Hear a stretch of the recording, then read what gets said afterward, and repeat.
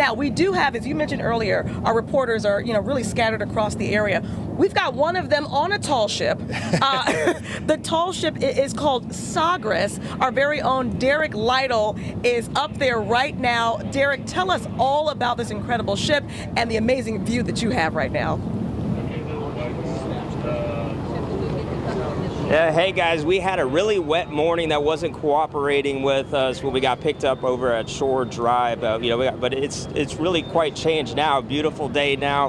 When we got picked up by a small boat, we got over here, a little ladder to get up on the boat. I felt like Nicolas Cage in one of the National Treasure movies. It was quite the treat. Never really experienced anything quite like this. Now we're aboard the Portugal ship, the Sagres is how you say it in their language. Now, if I can find Philip somewhere over here, he's right here with us. Philip, thanks so much for joining us and having us aboard.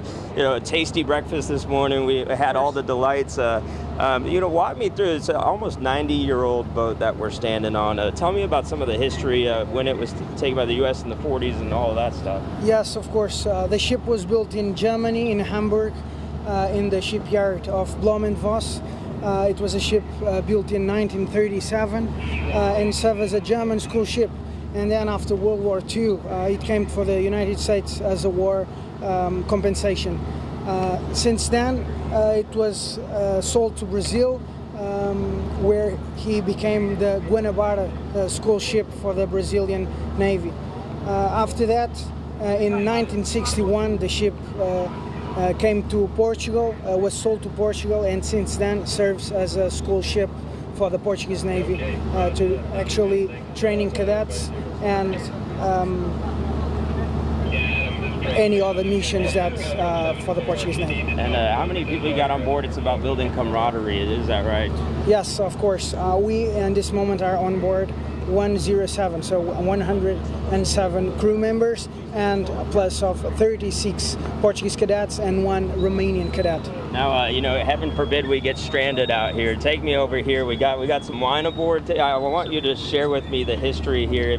Michael will show us here the barrels over here. Yes. We got one here, but talk to me. We have some barrels on board of Portuguese fortified wine. Those special wines that come aboard and come with us in our trips, in our voyages, to age in a very specific way, hopefully for the better, and then gain these new and flavors that are only possible on board with the humidity at sea, with the balance of the ship, and with the different temperatures between day and night. And that had something to do with our founding fathers even using it? Yes, of course. We don't have only wine from Porto wine or Peninsula de Setúbal wine. We also have Madeira wine. And was with this specific wine, the Madeira wine, that the founding fathers made the very first toast to America in the day of the signing of the independence. I guess one of my last questions for you is, talk to me about being a part of an event like this. It's our country's birthday coming up, but how special it is for your crew to take in something like sailing to Norfolk. Let me tell you how special it is. We have remember this event for 50 years. So the ship is marked with all these symbols about this very same event 50 years ago. It's a very special event, not only for the importance, international importance, and for the United States, but also for the presence of all these tall ships and for the opportunity that we have to make these memories that will last a lifetime. We see the crew very active back here in the background. On a day like today, is it making your guys' job a little more challenging? I know Commander and everyone is taking it seriously, but talk to me about some of the challenges, the weather we saw. They're not seeing it now on TV, but we had the pouring rain on us.